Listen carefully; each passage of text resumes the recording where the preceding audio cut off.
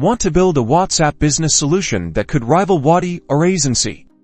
Let's break down exactly how to do it in the next minute. First, nail your tech. You'll need robust servers, reliable APIs to connect with WhatsApp Business, and a scalable database to handle all that data. Consider using cloud services for flexibility and cost-effectiveness. Next, focus on marketing. How are you going to attract businesses to your platform?